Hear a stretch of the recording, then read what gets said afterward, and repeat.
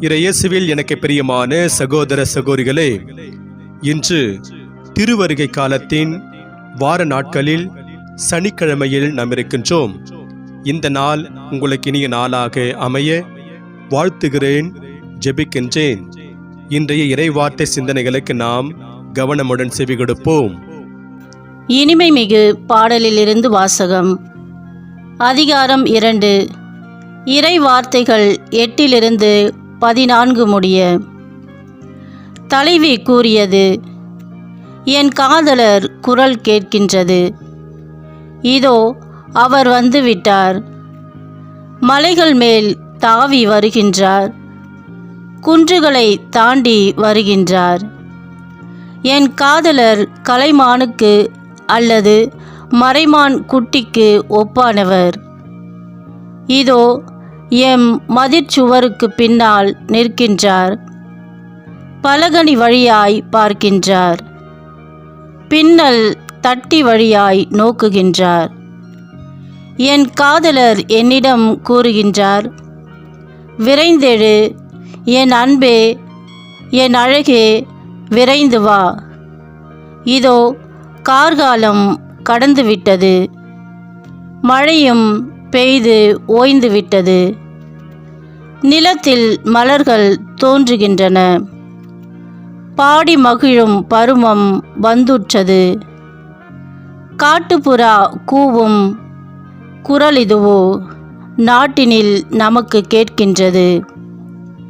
அத்திப்பழங்கள் கனிந்துவிட்டன, திராட்சை மலர்கள் மனம் தருகின்றன. விரைந்தெழு என் அன்பே, என் அழகே, விரைந்து வா. பாறை பிளவுகளில் இருப்பவளே, குன்றின் வெடிப்புகளில் இருக்கும் என் வெண்புறாவே, காட்டிடு எனக்கு உன் முகத்தை, எழுப்பிடு நான் கேட்க உன் குரலை. உன் குரல் இனிது, உன் முகம் எழிலே. ஆண்டவரின் அருள்வாக்கு. இறைவனுக்கு நன்றி. பதிலுரை பாடல் பல்லவி. நீதிமான்களே, புதியதொரு பாடல் ஆண்டவருக்கு பாடுங்கள். யாழிசைத்து ஆண்டவருக்கு நன்றி செலுத்துங்கள். பதிநரம்பு யாழினால் அவரை புகழ்ந்து பாடுங்கள். புத்தம் புது பாடல் ஒன்றை அவருக்கு பாடுங்கள். திறம்பட இசைத்து மகிழ்ச்சி குரல் எழுப்புங்கள். பல்லவி. நீதிமான்களே, புதியதொரு பாடல் ஆண்டவருக்கு பாடுங்கள். ஆண்டவரின் எண்ணங்களோ என்றென்றும் நிலைத்திருக்கும். அவரது உள்ளத்தின் திட்டங்கள் தலைமுறை தலைமுறையாய் நீடித்திருக்கும். ஆண்டவரை தன் கடவுளாக கொண்ட இனம் பேறு பெற்றது. அவர் தமது உரிமை சொத்தாக தேர்ந்தெடுத்த மக்கள் பேறு பெற்றோர். பல்லவி. நீதிமான்களே, புதியதொரு பாடல் ஆண்டவருக்கு பாடுங்கள். நாம் ஆண்டவரை நம்பி இருக்கின்றோம். அவரே நமக்கு துணையும் கேடயமும் ஆவார். நம் உள்ளம் அவரை நினைத்து களி கூறும், ஏனெனில் அவரது திருப்பெயரில் நாம் நம்பிக்கை வைத்துள்ளோம். பல்லவி. நீதிமான்களே, புதியதொரு பாடல் ஆண்டவருக்கு பாடுங்கள். அல்லேலுயா, அல்லேலுயா. இம்மானுவேலே, சட்டம் இயற்றும் எம் அரசே, இறைவனாம் எம் ஆண்டவரே, எம்மை மீட்க எழுந்தருளும்.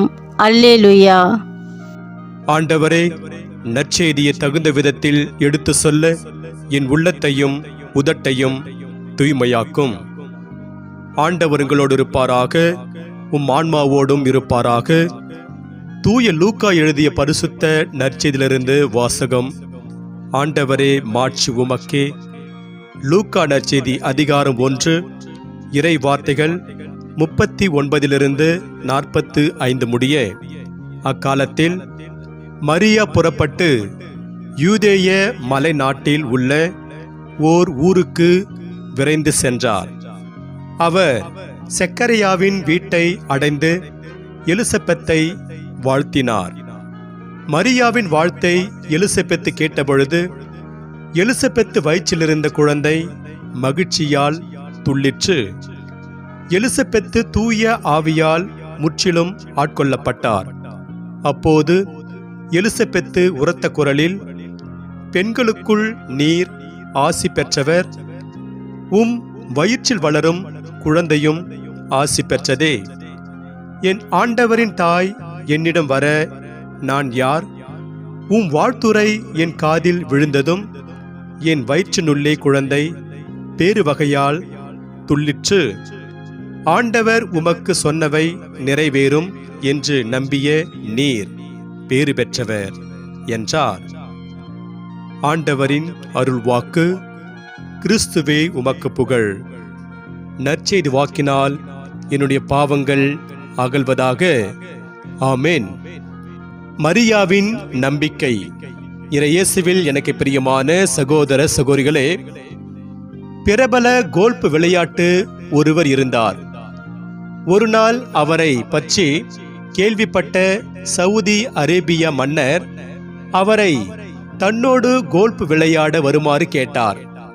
அதற்காக மன்னர் தனது தனி விமானத்தையே அனுப்பி வைத்தார்.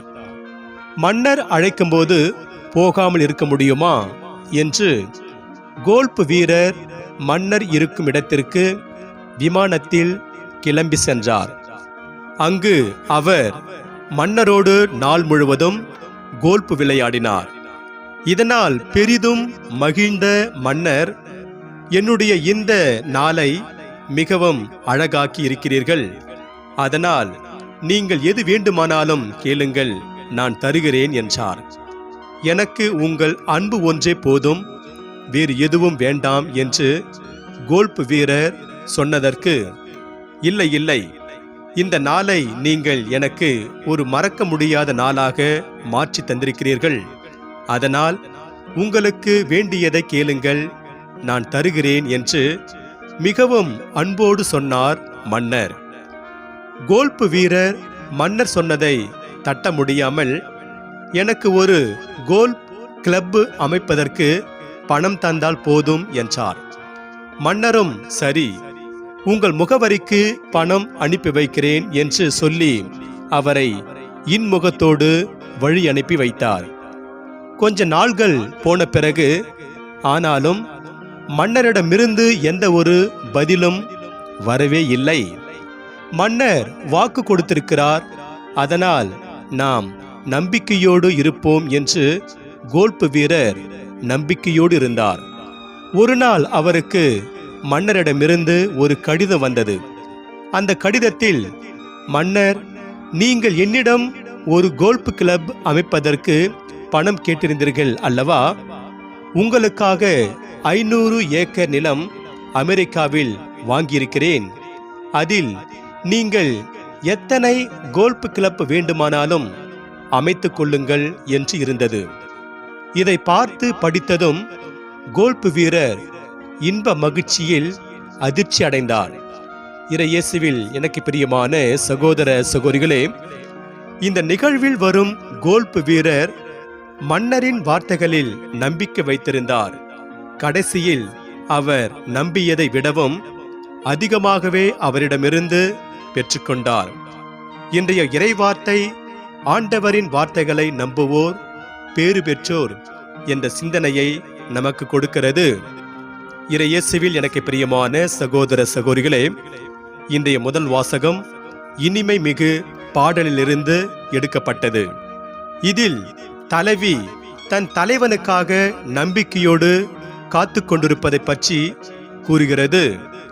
கலைமானைப் போல, மறைமான் குட்டியைப் போல தன் தலைவர் தாவி வருகின்றார் என்று தலைவி தன் தலைவனுக்காக நம்பிக்கையோடு காத்து கொண்டிருப்பது இஸ்ரேல் மக்கள் ஆண்டவருக்காக நம்பிக்கையோடு காத்து கொண்டிருந்ததை நமக்கு உணர்த்துகிறது.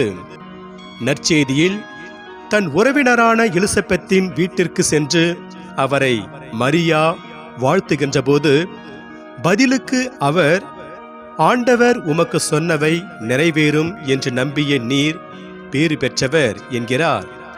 இவ்வாறு மரியா ஆண்டவரின் தூதர் சொன்னதை அப்படியே நம்பியதால் பேறு பெற்றவர் ஆகிறார். இந்த இடத்தில் செக்கரியாவை நமது கவனத்திற்கு எடுத்துக்கொள்ள வேண்டும். அவர் ஆண்டவரின் தூதர் சொன்னதை நம்ப தயங்குகிறார்.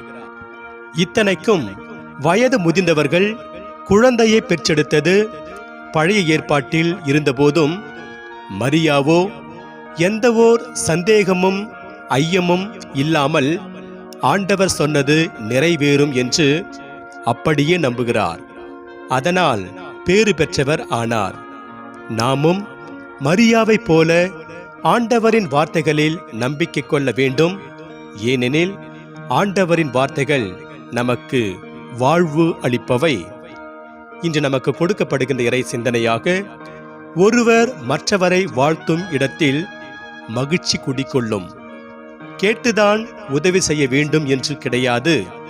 கேட்காமலே நாம் பிறருக்கு உதவி செய்ய வேண்டும். வறியவர்களோடும் ஏழைகளோடும் உடனிருப்பது நமது கடமை. இன்று நமக்கு கொடுக்கப்படுகின்ற இறை வார்த்தையாக, நம்பிக்கையினால் அன்றி எவரும் கடவுளுக்கு உகந்தவராய் இருக்க முடியாது என்று எபிரேயருக்கு இது கடிதத்தில் 11ஆம் அதிகாரம் 6ஆம் வசனத்தில் எபிரேய திருமுகத்தின் ஆசிரியர் கூறுகிறார். எனவே இறையேசில் பிரியமானவர்களே, நாம் ஆண்டவர் மீது நம்பிக்கை வைத்து அவருக்கு உகந்த வாழ்க்கை வாழ்ந்து இறையருளை நிறைவாக பெறுவோம். இறைவன் உங்கள் அனைவரையும் நிறைவாக ஆசீர்வதிப்பாராக. ஆமென்.